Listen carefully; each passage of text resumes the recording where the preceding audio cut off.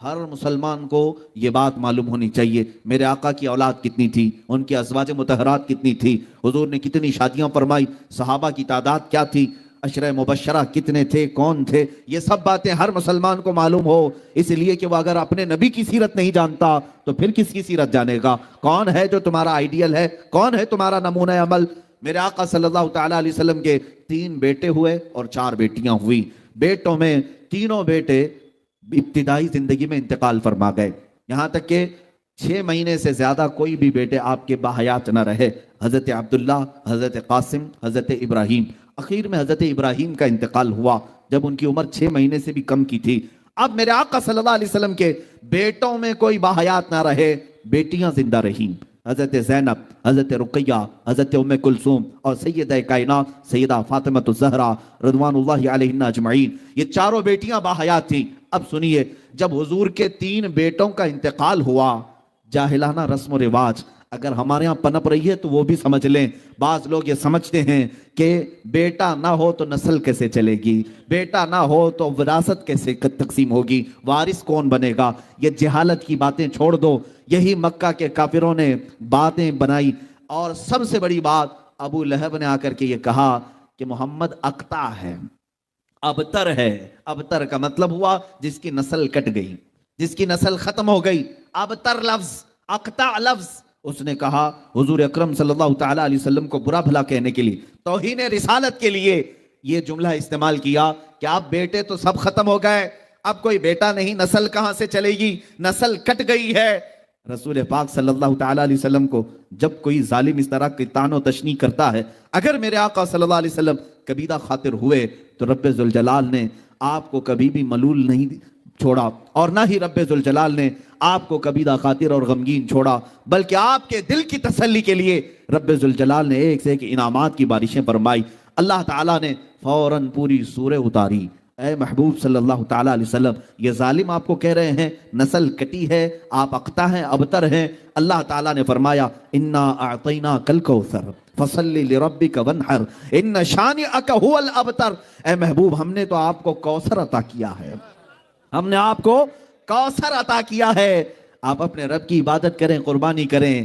آپ کی نسل کٹی نہیں، آپ کے دشمن کی نسل کٹی ہوئی ہے، یہ رب ذوالجلال کی طرف سے اعلان ہوا۔ ان شانئک، اے محبوب، بے شک آپ کا دشمن کٹی ہوئی نسل کا ہے۔ پتہ یہ چلا گستاخان رسول کے خلاف جواب دینا اور انہیں بات کرنا یہ سنت الہیہ ہے، یہ رب ذوالجلال کا قانون ہے۔ اللہ نے جو فرما دیا وہ حق ہے۔ اب سنیے، میرے مصطفیٰ کریم صلی اللہ علیہ وسلم کو گالی دینے والا، گستاخی کرنے والا، جس نے کہا تھا نسل کٹی ہوئی، ڈھونڈ کر کے نکالو پوری دنیا بھر میں ابو لہب کی اولاد کہاں ہے، ابو لہب کے بیٹے کہاں رہتے ہیں، اس کی وراثت کن میں تقسیم ہوئی، آپ ڈھونڈ کر کے نکالیں گے، کہیں آپ کو پتہ نہیں چلے گا اس کی اولاد کیا، اس کے پوتے پوتے اور نواسوں تک بھی اولاد نسل نہیں چل سکی، اولاد ہی ختم ہو گئی اور اس کا نام و نشان بھی مٹ گیا۔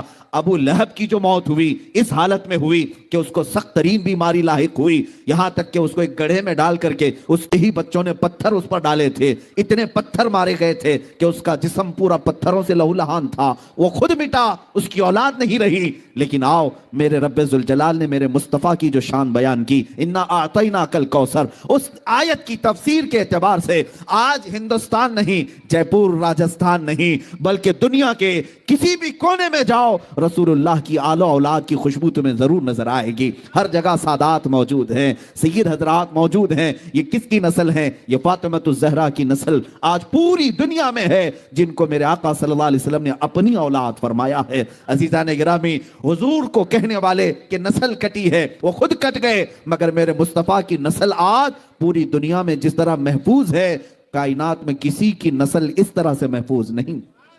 ایک بات یاد رکھیں، حضور کی جو نسل ہے آج، اس طرح کی پوری دنیا میں کسی اور کی نسل محفوظ نہیں۔ سادات کے شجرے محفوظ ہیں، ان کے نسب محفوظ ہیں، اور ان کی آل و اولاد، ان کے خاندان، ان کے تمام حسب و نسب آج بھی محفوظ ہیں۔ جاؤ سادات کی خانقاہوں میں، وہ سارے شجرے اور تاریخ لے کر بیٹھے ہیں۔ میرے عزیزوں، اسی کو تو کہا گیا حضور پاک صلی اللہ تعالیٰ علیہ وسلم کی اولاد آج پوری کائنات میں ہے، اور یہی شان مصطفیٰ ہے جس کو اعلیٰ حضرت نے یوں کہا تھا، تیری نسل پاک میں ہے بچہ بچہ نور کا، تو ہے عین نور تیرا سب گھرانہ نور کا۔ عزیزان گرامی، یہ شان مصطفیٰ ہے۔ جب کبھی کسی نے حضور کی ذات پر انگلی اٹھائی تو جواب کہاں سے آیا؟ خود خدائے قدیر و جبار کی طرف سے آیا۔ اللہ نے کبھی سورہ والضحیٰ اتاری، کبھی سورہ لہب اتاری، کبھی سورہ کوثر اتاری۔ اب کوثر کا معنی میں بیان کر کے حضور کی شان پاک کے چند آپ کے سامنے جھلکیاں رکھ دوں۔ کوثر کیا چیز ہے؟ کوثر کس کو کہتے ہیں؟ بعض لوگ یہی سمجھتے ہیں کوثر ایک نام ہے یا پھر حوض کوثر ہے۔ کوثر کی ہزاروں تعریفیں ہوئی اور اس کی کئی تفاسیر ہیں، کئی اس کے مفہومات بھی مفسرین نے بیان کیے۔ محبوب، ہم نے آپ کو کوثر عطا کیا، یہ کتنا ہے کوثر؟ کیسے اندازہ کر سکیں گے؟ مولا تو نے ہمارے نبی کو کیا دیا، کتنا دیا، اسی سے آپ اندازہ کر لیں۔ یہ پوری جو کائنات ہے، یہ پوری جو دنیا ہے جس میں ہم اور آپ جی رہے ہیں، یہ پوری روئے زمین، اس پر موجود پورے سمندر، اس پر موجود تمام درخت، اس پر موجود تمام چرند و پرند اور جانور، اس پر موجود تمام جنات، بلکہ فرشتے، ملائکہ، یہ پوری جو دنیا ہے، پوری دنیا، اس میں لاکھوں کروڑوں مخلوقات اللہ کی آباد ہے۔ کیڑے مکوڑے الگ، چرند و پرند الگ، جانور الگ، بہائم الگ، سمندر کی کروڑوں مچھلیاں الگ، جنات کی بے انتہا تعداد الگ، یاجوج ماجوج کی کثرت الگ، آسمانوں میں رہنے والی مخلوقات الگ، ملائکہ، فرشتے، یہ تمام مخلوقات الگ۔ ان تمام کائنات کی چیزوں کو اللہ کیا فرماتا ہے؟ قُلْ مَتَاعُ الدُّنْيَا قَلِيلٌ، اے محبوب آپ فرما دیں یہ پوری دنیا قلیل ہے۔ کیا ہے؟ پوری دنیا کا سامان قلیل ہے۔ اس میں کروڑوں انسان بھی آ گئے، ہم بھی قلیل ہیں۔ پوری روئے زمین آ گئی، یہ بھی قلیل ہے۔ یہ سارے آسمان آ گئے، یہ بھی قلیل ہے۔ یہ ساری کائنات کے ہر ذرے اس میں آ گئے، یہ قلیل ہے۔ اب رب ذوالجلال ارشاد فرماتا ہے یہ پوری کائنات قلیل ہے۔ کیا ہے؟ قلیل ہے۔ اور اس کائنات سے اگر کچھ زیادہ ہونا چاہیے تھا تو وہ کثیر ہے، اور کثیر سے بھی زیادہ چاہیے تھا تو اکثر ہے، اور اکثر سے بھی زیادہ چاہیے تھا تو وہ کوثر ہے۔ اے محبوب، ہم نے آپ کو یہ پوری کائنات میں موجود یہ قلیل نہیں دیا، اس سے تھوڑا زیادہ کثیر بھی نہیں دیا، اس سے زیادہ اکثر بھی نہیں دیا۔ اے محبوب، ہم نے تو آپ کو کوثر دیا ہے، ہم نے آپ کو کوثر عطا کیا ہے۔ عزیزان گرامی وقار، یہ شان مصطفیٰ ہے۔ رسول پاک صلی اللہ تعالیٰ علیہ وسلم کو اللہ فرما رہا ہم نے کوثر دیا ہے۔ اسی لیے شاعر نے کہا تھا حسن یوسف دم عیسیٰ ید بیضا داری، آنچ ہما خوباں دارند تو تنہا داری۔ اے رسول پاک، آپ کو اللہ نے حسن یوسف بھی دیا ہے، اور حسن یوسف ید بیضا، حضرت موسیٰ علیہ السلام کا معجزہ ید بیضا بھی آپ کو دیا گیا، اور حضرت عیسیٰ علیہ السلام کی مسیحائی بھی دی گئی۔ اور پھر اخیر میں شاعر کہتا ہے وہ تمام خوبیاں جو انبیاء رکھتے تھے یا رسول اللہ وہ تنہا آپ کی ذات میں اللہ نے عطا کی۔ اور اسی کو اعلیٰ حضرت فرماتے ہیں ذات ہوئی انتخاب وصف ہوئے لاجواب، ذات ہوئی انتخاب وصف ہوئے لاجواب، نام ہوا مصطفیٰ تم پہ کروڑوں درود۔ میرے آقا صلی اللہ تعالیٰ علیہ وسلم کی شان عظمت میں چند مثالیں عرض کرتے ہوئے آگے بڑھوں گا۔ سیدنا آدم علیہ السلام کو اللہ تعالیٰ نے صفی اللہ کا خطاب دیا، وہ اللہ کے صفی ہیں۔ آدم علیہ نبینا علیہ الصلوۃ والتسلیم کثرت بکا میں مشہور تھے، یعنی آپ کثرت سے رویا کرتے تھے، کافی سالوں تک آپ نے گریہ بزاری کی، اور یہ کثرت بکا میرے آقا صلی اللہ علیہ وسلم کو بھی عطا کی گئی۔ حضرت نوح علیہ السلام نجی اللہ کے خطاب سے سرفراز ہوئے، اور اللہ رب العزت کی بارگاہ میں نجابت آپ کو دی گئی، اور میرے آقا صلی اللہ علیہ وسلم کو رب ذوالجلال نے نجی بھی بنایا۔ حضرت ابراہیم علیہ السلام کو اللہ نے خلیل کہا، وہ خلیل اللہ ہیں، اللہ رب العزت کے خلیل ہیں۔ لیکن میرے عزیزو، اللہ تعالیٰ نے اپنے حبیب مصطفیٰ کریم صلی اللہ علیہ وسلم کو حبیب اللہ بنایا۔ جو ان نبیوں کو صفات دی گئی وہ تمام تر صفات میرے آقا صلی اللہ علیہ وسلم کی ذات پاک میں عطا کی گئی۔ وہ تمام خوبیاں جو اللہ تعالیٰ نے پچھلے انبیاء کو دی وہ حضرت حضور اکرم صلی اللہ علیہ وسلم کو عطا کی۔ اب چند مثالیں میں آپ کے سامنے رکھ رہا ہوں۔ ایک ہے موسیٰ علیہ نبینا علیہ الصلوۃ والتسلیم، ان کے واقعات اکثر سنائے جاتے ہیں اور سنتے بھی ہیں آپ۔ سیدنا موسیٰ کلیم اللہ علیہ الصلوۃ والتسلیم کی ایک بات میں عرض کرتا ہوں، آپ کوہ دور پر جاتے ہیں اور عرض کرتے ہیں اے رب ذوالجلال میں تیرا دیدار کرنا چاہتا ہوں، میں تجھے کھلے آنکھوں دیکھنا چاہتا ہوں۔ قرآن پاک میں ہے ربی ارینی، اے اللہ تو مجھے اپنا دیدار کرا دے، اور اللہ کی طرف سے جواب آتا ہے لن ترانی، اے موسیٰ تو ہرگز مجھے نہیں دیکھ سکے گا۔ بار بار موسیٰ علیہ السلام نے اصرار کیا تو رب تعالیٰ نے پھر کس انداز میں بلایا، فخلع نعلیک انک بالوادی المقدس طویٰ، اے موسیٰ اپنی چپلیں اتار دیں، اپنے نالین اتار دیں اور کوہ طور پر آئیں۔ کوہ طور مصر کی وادی سینا میں موجود ایک پہاڑی کا نام ہے۔ سیدنا موسیٰ علیہ السلام جب طور پر چڑھتے ہیں وہاں پر حکم کیا ہوتا ہے، قریب موجود ایک دوسری پہاڑی پر ایک درخت ہے، اس درخت پر آپ دیکھتے رہیں۔ حضرت موسیٰ علیہ السلام اس درخت پر دیکھتے رہے، رب تعالیٰ نے اپنی ذات مبارکہ کی تجلیات میں سے سوئی کے ناکے سے بھی کم ہلکی تجلی اس درخت پر نازل فرمائی، اور روایات یہ بتاتی ہیں فلما تجلی ربہ، اللہ تعالیٰ نے جب اس پہاڑ پر اپنی تجلی کا اظہار فرمایا، حضرت موسیٰ علیہ السلام غش کھا کر کے گر گئے۔ سیدنا موسیٰ علیہ الصلوۃ والتسلیم غش کھا کر کے گر گئے اور پورا پہاڑ جل کر کے راکھ ہوا۔ آج بھی وہ پہاڑ جلا ہوا موجود ہے، ہم نے دیکھا ہے، اور اس درخت کا سایہ ہر پتھر پر پڑ گیا، پتھر کو 100 ٹکڑے کریں تب بھی اس درخت کا سایہ اس پتھر پر آج بھی نظر آتا ہے۔ یہ تھا سوئی کے ناکے کے برابر ہلکی تجلی جو رب ذوالجلال نے کوہ طور پر نازل فرمائی۔ ایک طرف موسیٰ علیہ السلام کو بلایا گیا، آپ نالین اتار کر کے آئیں، اور پھر بہت ہلکی تجلی دکھائی گئی، اتنا ہی دیکھا، اور حضرت موسیٰ علیہ السلام کھلے آنکھوں سے نہیں دیکھے، ابھی پلک جھپکتے ہوئے ہی آپ نے دیکھا تھا، اور حالت یہ ہو گئی۔ اب سنیے، واپس موسیٰ علیہ الصلوۃ والتسلیم روئے زمین پر تشریف لاتے ہیں۔ جب آپ اپنی قوم کے پاس آتے ہیں، فرمایا گیا اگر کوئی آنکھوں میں آنکھیں ڈال کر موسیٰ علیہ السلام کو دیکھ لیتا تو اس کی آنکھیں چلی جاتی تھی، آنکھوں میں اتنا نور تھا، اتنا جلال تھا۔ اور فرماتے ہیں موسیٰ علیہ السلام کی نگاہوں کی تاثیر اور دور بینی کا عالم یہ تھا کہ نہایت ہی سخت ترین رات، کالے اندھیرے کے اندر حضرت موسیٰ علیہ السلام 3 میل دور، یعنی تقریباً 4.5 کلومیٹر دور، اگر رات کے وقت کسی کالے پتھر پر کالی چیونٹی رینگ رہی ہو، موسیٰ علیہ السلام اسے آسانی سے دیکھ لیا کرتے تھے۔ سیدنا موسیٰ علیہ السلام 3 میل دور رات کے وقت پتھر پر رینگنے والی کالی چونٹی کو دیکھ لیا کرتے تھے۔ یہ کس بات کا کمال تھا؟ کوہ طور پر جو ہلکی سی تجلی آپ نے دیکھی تھی، یہ شان موسیٰ ہے۔ اب آؤ 26 رجب کی وہ تاریخ یاد کرو جب شب معراج ہوتی ہے، میرے آقا صلی اللہ تعالیٰ علیہ وسلم کو آسمانوں پر بلایا جاتا ہے، کس شان سے جبرائیل کو اتارا گیا اور حکم دیا گیا اے جبرائیل جاؤ اپنی پیشانی کو مصطفیٰ کے تلووں سے لگاؤ، اور ان کی پیشانی کی ٹھنڈک پا کر میرے آقا صلی اللہ علیہ وسلم بیدار ہوئے، اور پھر کہا گیا یا رسول اللہ آسمانوں پر آپ کو بلایا جا رہا ہے اور رب ذوالجلال آپ کو اپنے قرب کی منزلیں عطا کرتا ہے۔ حضرت جبرائیل کے ساتھ میرے مصطفیٰ کی شان سے گئے، اس طرح سے نہیں کہ آپ کو چپل اتارنے کا حکم آیا ہو، آپ سے کہا گیا ہو کہ نالین اتاریں، بلکہ یوں حکم ہوا کہ آپ کے لیے براق سواری بھی بھیجی گئی اور پھر اس پر بٹھایا بھی گیا، اور مصطفیٰ کریم صلی اللہ علیہ وسلم کو حرم کعبہ میں پہلے لے جایا گیا، زمزم سے آپ کے سینے مبارکہ کو دھویا گیا، اس کے بعد بیت المقدس کی سرزمین پر لایا گیا۔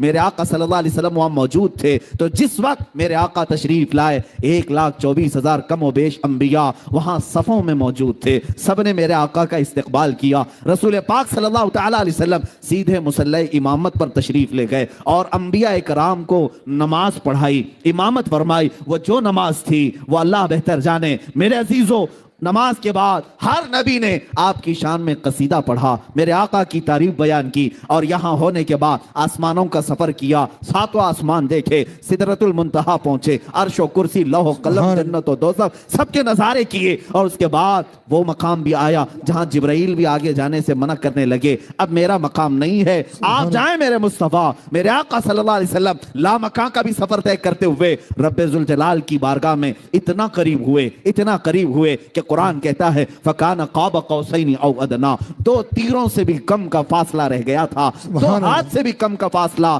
رہ گیا تھا رب ذوالجلال کی بارگاہ میں۔ میرے آقا صلی اللہ علیہ وسلم جب تشریف لے گئے، پوچھو رسول پاک نے کس شان سے دیکھا؟ اپنے ماتھے کی آنکھوں سے رسول پاک کو رسول پاک صلی اللہ علیہ وسلم نے، نعرہ تکبیر، میرے آقا صلی اللہ تعالی علیہ وسلم نے رب ذوالجلال کی بارگاہ کو حاضری دی اور ذات الہی کو دیکھا، اس انداز سے دیکھا کہ قرآن کہتا ما زاغ البصر وما طغا، نہ آپ کی پلک جھپکی، نہ آپ نے آنکھ بند کیا، بلکہ ذات الہی کو پورے ماتھے کی آنکھوں سے بھی دیکھا، اور جتنا دیکھا وہ اللہ بہتر جانے، میرے مصطفیٰ جانے۔ واپس جب تشریف لائے، ایک بار نہیں 9 مرتبہ موسیٰ علیہ السلام نے واپس بھیجا تھا۔ آپ کو واقعہ معلوم ہے، میں تفصیل میں نہیں جا رہا معراج کے واقعے میں۔ جب میرے آقا صلی اللہ تعالیٰ علیہ وسلم رب ذوالجلال کی بارگاہ سے واپس آئے، اے مسلمانوں، اب میں تمہیں پوچھنا چاہتا ہوں، وہ موسیٰ علیہ السلام جو کوہ طور پر ایک ہلکی تجلی رب ذوالجلال کی دیکھی جو سوئی کے ناکے سے بھی کم تھی، اور اتنا دیکھنے کے بعد موسیٰ علیہ السلام کی آنکھوں کا حال یہ تھا کہ وہ 3 میل دور رات کے وقت کسی پتھر پر رینگنے والی چونٹی کو دیکھ لیا کرتے تھے۔ اب مجھے بتاؤ نگاہ مصطفیٰ کا حال کیا ہوگا، جنہوں نے تجلی نہیں، کوئی ذرہ نہیں، بلکہ پورے ذات خداوندی کو دیکھا، اور اللہ رب العزت کی ذات کو دیکھ کر کے واپس جب میرے آقا تشریف لائے، اب مجھے بتاؤ نگاہ مصطفیٰ کا حال کیا ہوگا؟ کیا کوئی ذرہ چھپا ہوگا میرے مصطفیٰ کی نگاہوں سے؟ کیا کوئی تنکا چھپا ہوگا میرے آقا کی نگاہوں سے؟ انہی نگاہوں کے بارے میں امام اہل سنت فاضل بریلوی نے یوں کہا تھا، اور کوئی غیب کیا تم سے نہا ہو بھلا، اور کوئی غیب کیا تم سے چھپا ہو بھلا، جب نہ خدا ہی چھپا تم پہ کروڑوں درود، جس طرف اٹھ گئی دم میں دم آ گیا، جس طرف اٹھ گئی دم میں دم آ گیا، اس نگاہ عنایت پہ لاکھوں سلام۔ نعرہ یا رسول اللہ، نعرہ تکبیر۔ شان مصطفیٰ رسول پاک صلی اللہ تعالی علیہ وسلم تشریف لے گئے اور واپس بھی آئے۔ اب یہاں لگے ہاتھوں ایک بات، معراج کا سما تو ہے نہیں، لیکن ہے میلاد مصطفیٰ۔ ہم میرے آقا صلی اللہ تعالی علیہ وسلم کی شان بیان کر رہے ہیں، در حقیقت ہم اپنی قسمت کو بلند کر رہے ہیں۔ عزیزان گرامی، لوگ جب یہ واقعہ سنتے ہیں کہ میرے آقا حرم کعبہ میں گئے، پھر وہاں سے بیت المقدس گئے، 1,24,000 انبیاء کی امامت کی، اکثر انبیاء نے اس میں حضور کی شان میں خطبے پڑھے، پہلے آسمان کا سفر، دوسرے آسمان کا سفر، 2 آسمانوں کے بیچ میں جو سفر ہے وہ 500 سال کی مسافت کا ہے، 500 سال کی مسافت کا، 7 آسمانوں کا سفر، عرش و کرسی، لوح و قلم، جنت و دوزخ، ان سب کا نظارہ کرنا، اور پھر ذات خداوندی کو دیکھ کر واپس آنا۔ لیکن کمال اس بات کا ہے کہ جب سنی بیان کرتا ہے تو یوں کہتا ہے کہ بستر زنجیر بھی ہلتی رہی، بستر بھی رہا گرم۔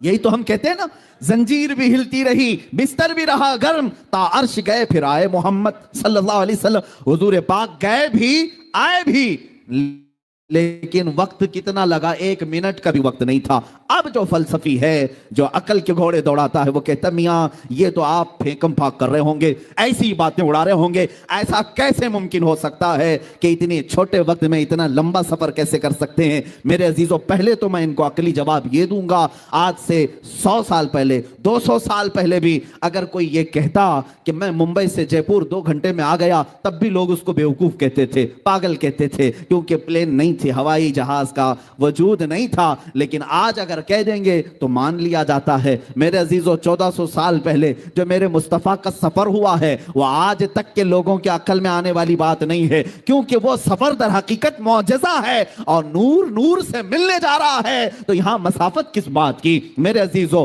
اب میں جو بات عرض کرنے جا رہا ہوں توجہ سے سنیں کہ کیسے حضور گئے بھی آئے بھی، اور کائنات کا وقت اتنا ہی رہا، کائنات میں اتنا ہی وقت تھا، 1 منٹ کا بھی وقت نہیں لگا، بستر بھی گرم تھا، دروازے کی زنجیر بھی ہل رہی تھی، جس سے آپ وضو فرما کر گئے تھے اس سے قطرے بھی ابھی ٹپک رہے تھے۔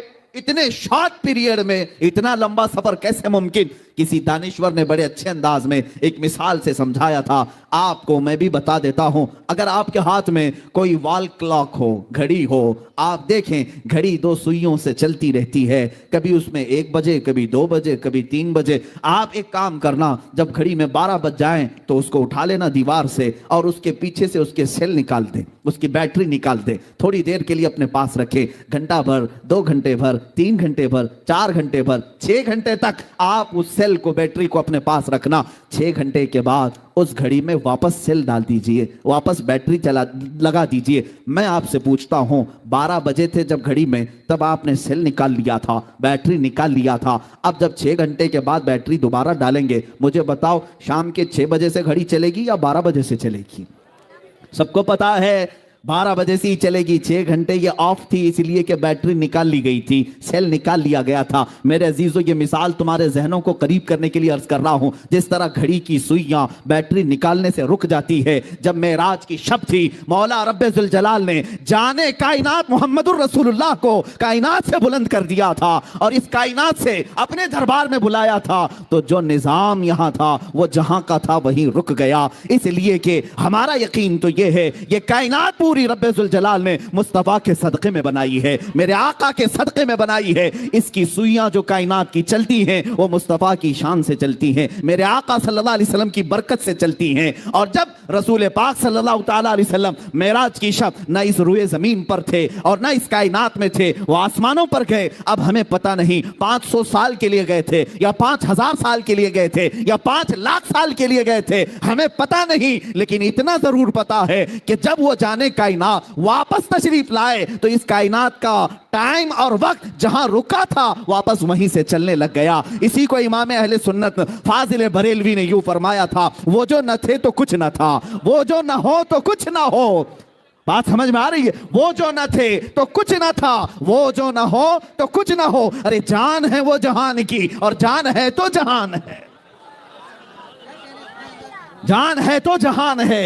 पहली बात ये समझ जाओ, मेरे आका सल्लल्लाहु ताला अलैहि वसल्लम रूहे कायनात हैं, असले कायनात हैं, मकसदे कायनात हैं। अगर मुस्तफ़ा करीम सल्लल्लाहु अलैहि वसल्लम ना हो तो फिर कायनात का कोई जर्रा भी नहीं। इकबाल ने क्या बेहतर अंदाज में इसको यूं अपने अशार में तरतीब देते हुए कहा था, हो ना ये फूल तो बुलबुल का तरन्नुम भी ना हो, चमने दहर में कलियों का तबस्सुम भी ना हो, हो ना ये साकी तो मैं भी ना हो, खुम भी ना हो, बज़्म में तौहीद दुनिया में ना हो, तुम भी ना हो। खीमा अफलाक का इस्तादा उसी नाम से है, नबज़ हस्ती तपश आमादा उसी नाम से है, दश्त में दामन कोहसार में मैदान में है, मौज में बहर की आगोश में तूफान में है, चीन के शहर मराकश के बयाबान में है और पोशीदा हर मुसलमान के ईमान में है।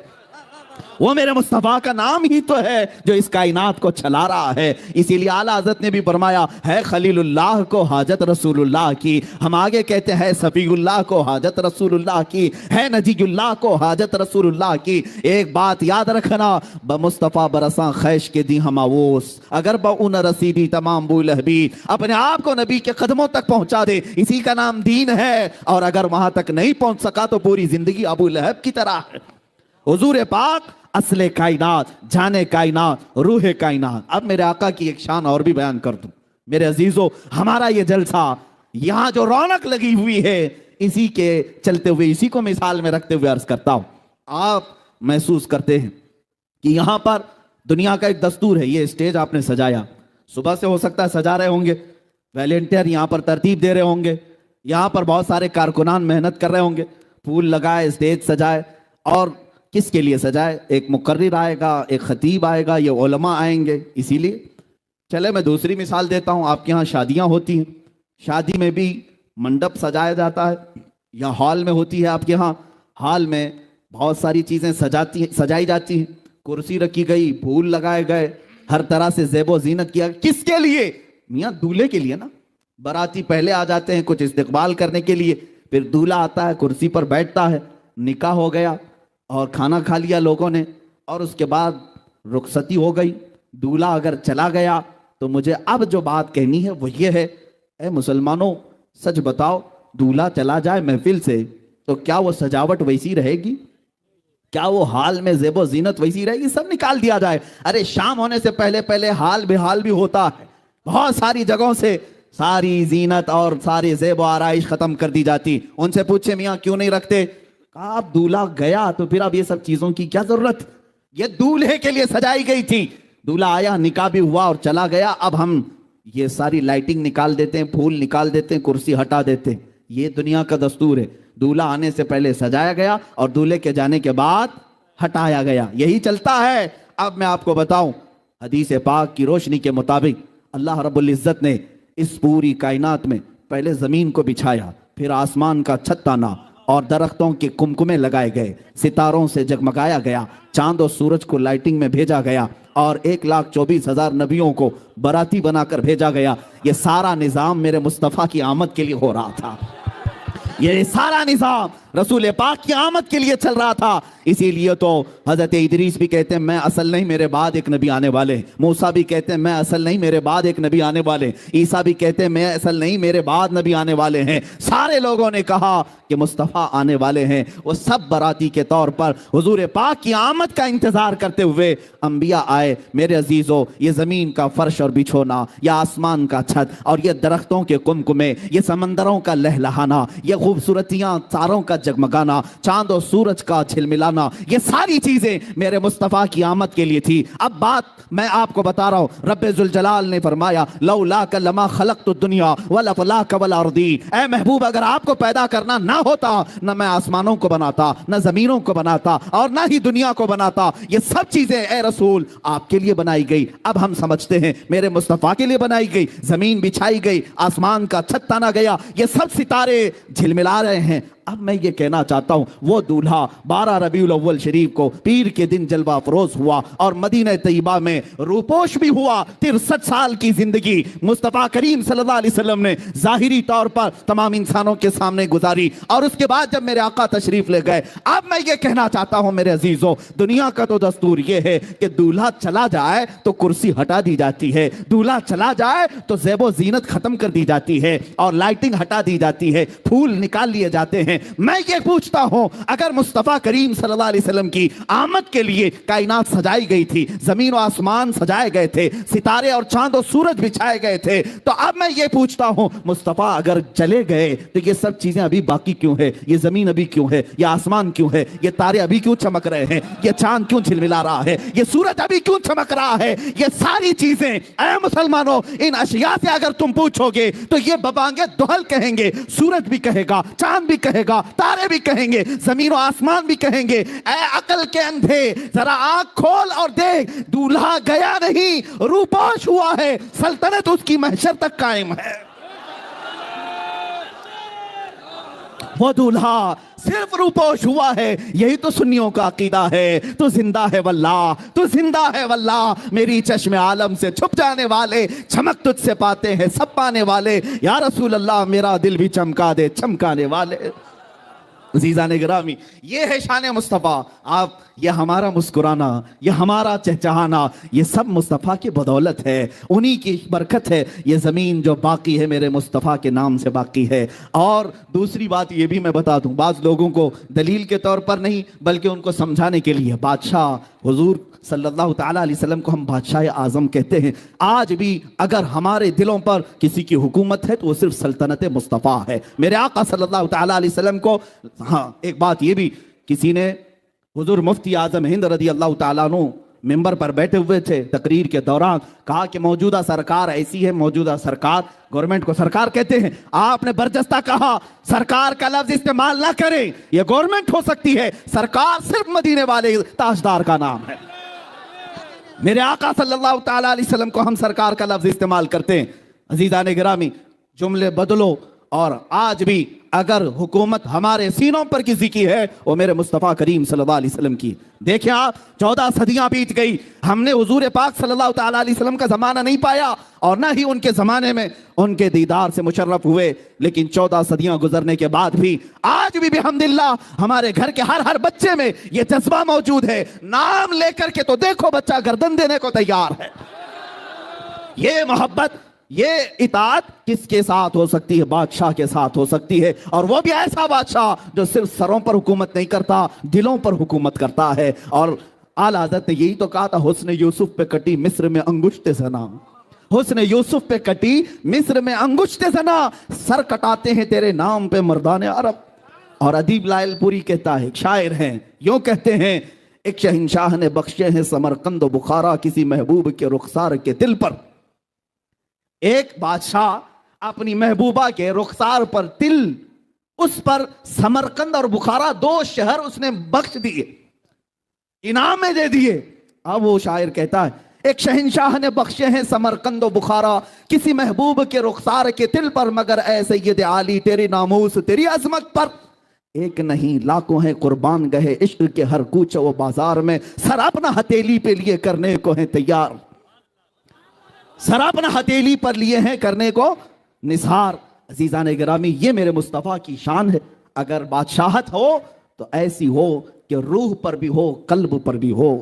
आज मैं शान मुस्तफ़ा के सिलसिले में ये भी बात अर्ज करूं, दुनिया का एक कानून ये भी हमने देखा, आपका शहर तो हेरिटेज कहलाता है, बादशाहों का राज्य महाराजाओं का शहर है, और हो सकता है तारीख में तो पढ़ा होगा, आप तो नहीं देखा हो, बादशाह की कुर्सी लगती है और अगल बगल में वजीर भी होते हैं। वजीरों का भी दरबार हुआ करता है, और जब बादशाह उठ जाता है तो वजीर नहीं बैठते, वजीर भी उठ जाते हैं। ये बेअदबी समझी जाती। बादशाह जब कुर्सी पर है तो उसके पहलू में वजीर होते हैं, और जब तक वजीर बैठे हैं, ये बादशाहों का निजाम होता था कि जब तक वजीर पहलू में बैठे हैं इस बात की दलील होती कि इसकी बादशाहत कायम है। कोई भी रियाया आए और सवाल करे, और अगर वजीर चले गए तो यह कहा जाता कि नहीं, अब बादशाह छुट्टी पर जा रहे हैं, सल्तनत उठाई जा रही है, कामों काज खत्म किए जा रहे हैं। क्योंकि वजीर जो होते हैं वो इस बात की अलामत होते हैं कि रियाया अपनी हाजतें बयान करने के लिए आ सकती है, सल्तनत का दरवाजा खुला है, इस बात की अलामत होती जब भी वजीर बैठा करते। ये दस्तूर हुआ करता।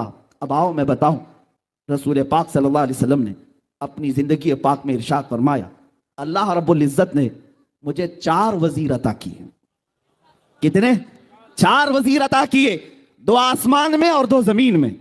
आसमान के मेरे वजीर जिब्राइल और मीकाइल हैं, और जमीन पर मेरे 2 वजीर अबू बकर और उमर हैं। आओ सारी हदीसें पढ़ना, हदीस के रावी यही कहते हैं, मुस्तफ़ा आए, अबू बकर और उमर साथ में आए। हुजूर पाक सल्लल्लाहु अलैहि वसल्लम मुस्कुराए, अबू बकर उमर पहलू में थे। यही हदीसों में अक्सर आपको मिलेगा।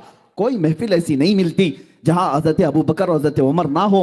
हुजूर पाक सल्लल्लाहु अलैहि वसल्लम के साथ हर महफिल में हाजिर बाश। मेरे अजीजों, ये हम सुन्नियों का अकीदा भी है, और हमारा ये विजदान कहता है वो रसूल पाक सल्लल्लाहु ताला अलैहि वसल्लम शहंशाह कौनैन हैं, बादशाह आजम हैं। जब मदीने की धरती पर थे तो अबू बकर व उमर रदी अल्लाह अन्हुमा वजीर की तरह आपके साथ साथ रहते।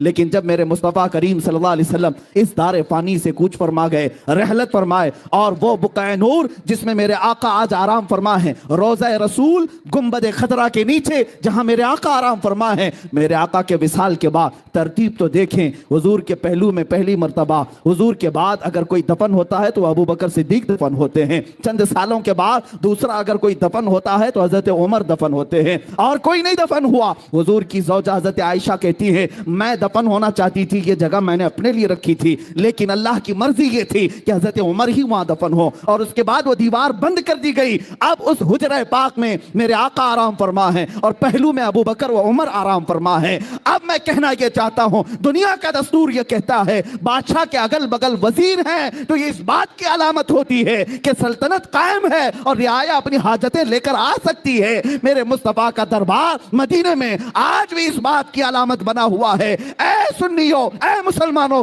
आओ हाजतें लेकर, इसलिए कि बादशाह अब भी कुर्सी शहंशाहत पर बैठा है, और बगल में अबू बकर और उमर वजीर बन करके आज भी तशरीफ फरमा है।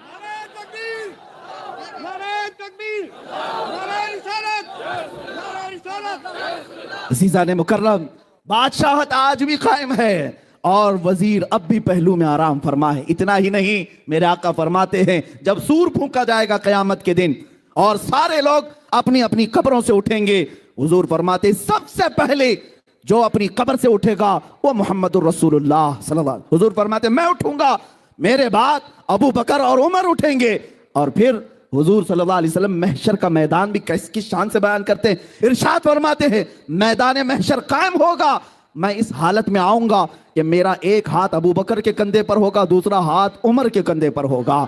महशर के मैदान में भी रसूल इस हाल में तशरीफ ला रहे हैं कि हर कहने वाला कहेगा फकत इतना सबब है इन इकादे बज़्म महशर का, फकत इतना सबब है इन इकादे बज़्म महशर का कि उनकी शान महबूबी दिखाई जाने वाली है।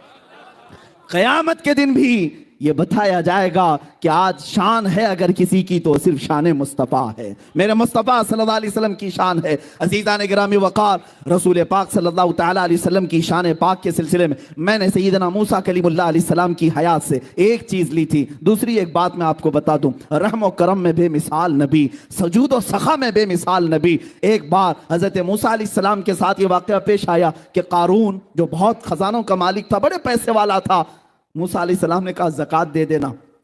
زکوٰۃ ان کے زمانے میں ان کی امت پر جو زکوٰۃ فرض تھی وہ 1/4 یعنی 25% دینا پڑتا۔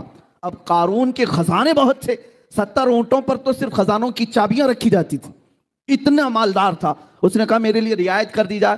آپ نے اللہ کی بارگاہ میں سفارش کی اور رعایت یوں کرائی کہ 1000 میں 1 روپیہ دے دے، اتنی آسانی کر دی گئی۔ اس حساب سے بھی جب اس نے کیلکولیٹ کیا تو کئی خزانے صرف زکوٰۃ میں جا رہے تھے، دینے کا ارادہ نہیں ہوا۔ مال بڑی خطرناک چیز ہے، کبھی کسی کے ہاں آ جائے تو کبھی دین اور ایمان بھی لے جاتی ہے، اخلاق و کردار بھی لے جاتی ہے۔ لیکن دعا یہ کرنا مال آئے تو عثمان غنی کا مال آئے، ابو بکر صدیق کا مال آئے، پھر کروڑ پتی بھی بنو، کچھ فرق نہیں پڑتا۔ ہاں، اللہ اور رسول سے غافل کرنے والا مال نہیں آنا چاہیے۔ حضرت موسیٰ علیہ السلام کے ساتھ اس نے کیا کیا، قارون نے ایک عورت کو پیسہ دے کر کے زنا کا الزام لگانے کے لیے محفل میں حاضر کیا اور کہا کہ جب میں اشارہ کروں تو کہہ دینا میرے پیٹ میں موسیٰ کا بچہ پل رہا ہے۔ نبی پاک پر توہین، الزام، بہتان۔ عورت بارگاہ میں حاضر ہوئی، سب مجمع میں قارون کھڑا ہوا اور پوچھا زنا کی کیا سزا ہے؟ میرے موسیٰ علیہ السلام نے یوں کہا کہ اس کو پتھر مار کر کے ہلاک کر دیا جائے گا۔ اس نے کہا اگر آپ کریں تو معاذ اللہ۔ موسیٰ علیہ السلام جلال میں آ گئے، اللہ کے نبی، کوئی چھوٹا عیب بھی نبیوں پر نہیں آ سکتا، زنا بہت دور کی چیز ہے۔ اس نے اشارہ کیا عورت کو کہ کھڑی ہو جا، بتا تیرے پیٹ میں کس کا بچہ ہے۔ وہ کھڑی تو ہوئی لیکن بول نہ سکی، تھر تھر کانپتی رہی، اور اس کے بعد کہا مجھے قارون نے پیسے دیے ہیں موسیٰ علیہ السلام پر الزام لگانے کے لیے۔ جب یہ بات سنی موسیٰ علیہ السلام کو اتنا جلال آیا، آپ نے زمین کو حکم دیا اے زمین پھٹ جا اور اسے نگل جا۔ زمین پھٹ گئی، قارون زمین کے اندر دھنستا رہا، دھیرے دھیرے اس کے پیر گھس گئے، کمر تک آ گئی۔ اس وقت اس نے کہا موسیٰ تم مجھے زمین میں دھسا کر میرے خزانوں پر قبضہ کرنا چاہتے ہو؟ موسیٰ علیہ السلام نے رکوا دیا، پھر حکم دیا اے زمین اس کے سارے خزانوں کو نگل جا۔ زمین پھٹ گئی، سارے خزانے تہس نہس ہو گئے۔ آج مصر کی سرزمین پر فیوم ایک جگہ ہے، وہاں پر بحیرہ قارون ایک جگہ ہے جہاں پر یہ سارے خزانے دھسا دیے گئے۔ اب وہاں ریت کے علاوہ کچھ نہیں ملتا، ریت ہے یا پانی۔ اب قارون کو موسیٰ علیہ السلام نے دھسانے کا حکم دیا، زمین نگلتی چلی گئی، نگلتی گردن تک آنے پر اس نے پکارا اے موسیٰ معاف کر دو، اے موسیٰ معاف کر دو۔ موسیٰ علیہ الصلوۃ والتسلیم اس کی طرف توجہ بھی نہیں فرمائی کیونکہ اس نے زنا کی تہمت لگائی، اور تھوڑی دیر میں وہ زمین میں دھس گیا اور ختم ہو گیا۔ ایک واقعہ اپنے ذہن میں یہ رکھو، موسیٰ علیہ السلام اللہ کے نبی ہیں اور ان پر تہمت لگایا اور اس نے انجام دیکھ لیا۔ اب یہاں پر آئے مکہ مکرمہ کی سرزمین، میرے مصطفیٰ کریم صلی اللہ علیہ وسلم کو قتل کرنے کے منصوبے بنانے والے مشرکین تلواریں سونتے کھڑے ہوئے، حضور ان کے درمیان سے نکل کر کے مدینے کے راستے پر چلے گئے، اور مدینہ طیبہ جب جانے لگے، عرب کے بڑے بڑے رئیسوں نے اعلان کیا کہ جو محمد اور ان کے ساتھی ابو بکر کو ڈھونڈ لائے اسے 100 اونٹ انعام میں دیے جائیں گے۔ 100 اونٹ انعام میں دیے جائیں گے، بڑے مہنگے ہوا کرتے۔ اب ڈھونڈنے کے لیے لالچی لوگ ہر جگہ پھیل گئے۔ حضور پاک صلی اللہ علیہ وسلم دوسرے راستے سے مدینے کی طرف جا رہے تھے جو عام راستہ نہیں تھا، پھر بھی ایک شخص سراقہ نام کا حضور کا پیچھا کرتے کرتے وہاں پہنچی گیا۔ تیر اور ترکش اس کے پاس تھے، کمان میں تیر ڈالا اور تیر لگانے لگا اور حضور صلی اللہ علیہ وسلم کو گرفتار کرنے کے لیے قریب آنے لگا۔ حضور پاک صلی اللہ علیہ وسلم نے ہو بہو اسی طرح اس کی طرف دیکھا اور فرمایا اے زمین سراقہ کو پکڑ لے۔ زمین پھٹ گئی، سراقہ گھٹنوں تک اندر چلا گیا، گھٹنوں تک اندر چلا گیا۔ اب اس کے بعد اس نے پکار کر کے کہا اے محمد صلی اللہ علیہ وسلم، میں نے آپ کو پوری زندگی دیکھا، آپ شریف ہیں، ابن شریف ہیں، ابن شریف ہیں، آپ کے باپ آپ کے دادا سب جود و سخا اور کرم والے لوگ ہیں، مجھے معاف کر دیں، مجھے معاف کر دیں، میں لالچ میں آ گیا تھا۔ حضور پاک صلی اللہ علیہ وسلم نے اس کو دھسایا نہیں، زمین سے کہا ہے زمین سراقہ کو چھوڑ دے. جو جان لینے آیا حضور نے کیا فرمایا؟ سراقہ کو چھوڑ دے. زمین ہٹ گئی اور سراقہ کے پیر نکل آئے. وہ جب نکل آئے باہر چلنے لگا. میرے آقا اپنا سفر طے کر رہے تھے. تھوڑی دیر کے بعد سراقہ کی نیت پھر خراب ہوئی. دوبارہ پھر حضور کا پیچھا کیا. حضور کا پیچھا کرتے ہوئے قریب آیا. حضرت ابو بکر نے عرض کیا یا رسول اللہ یہ پھر آ گیا. میرے آقا نے پیچھے دیکھا اور فرمایا اے زمین سراقہ کو پکڑ لے. دوبارہ زمین پھٹ گئی. اب کمر تک دھس گیا. کمر تک دھس گیا. اور اس کے بعد پھر چلانے لگا, رونے لگا, اے محمد آپ کریم ابن کریم ہیں, سخی ابن سخی ہیں, آپ شریف النفس ہیں, آپ سے کبھی کسی نے برائی نہیں دیکھی, مجھے معاف کر دیں, مجھے معاف کر دیں. میرے آقا نے پلٹ کر کے دیکھا اور کہا زمین سراقہ کو چھوڑ دے, زمین سراقہ کو چھوڑ دے. زمین پھر پھیل گئی اور سراقہ کے قدم وہاں سے نکل گئے. ایک طرف عطا ہی عطا ہے. یہ ہے شان مصطفیٰ. میرے عزیزوں سراقہ کو تو اب جانا تھا, چلا گیا. تھوڑی دور جانے کے بعد تیسری بار پھر نیت خراب ہوئی. ایک ہے میرے مصطفیٰ آزادی پہ آزادی دیتے ہیں اور دشمن پھر حملہ پہ حملہ کرنا چاہتا ہے. تیسری مرتبہ آ گیا کہ آپ کسی اور راستے سے آ کر پکڑ لوں, 100 اونٹ کہاں چھوڑوں گا. لالچ. میرے آقا نے تیسری مرتبہ دیکھا, پھر فرمایا اے زمین سراقہ کو پکڑ لے. زمین پھٹ گئی. اب گردن تک چلا گیا. اب تیر اور ترکش توڑ دیا اور کہا اب سچی توبہ کرتا ہوں, اب تو مجھے معاف کر دو.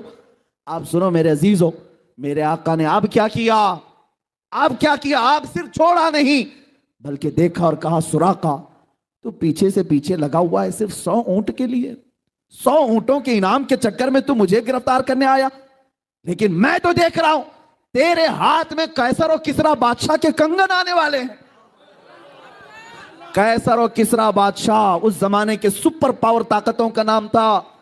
جس طرح آج امریکہ اور رشیا کو کہتے ہیں یا نہیں پتہ نہیں, لیکن کہا جاتا ہے اس زمانے میں ایران اور روم کو سپر پاور قیصر و کسریٰ کہا جاتا تھا. اور ان بادشاہوں کے ہاں سونے کے کنگن پہنے جاتے جو دنیا کے سب سے مہنگے. اور وہ سراقہ کو میرے آقا فرما رہے ہیں میں تیرے ہاتھوں میں قیصر و کسریٰ کے کنگن دیکھ رہا ہوں. اتنا سننا تھا. اس نے کہا اشہد ان لا الہ الا اللہ واشہد انک محمد رسول اللہ.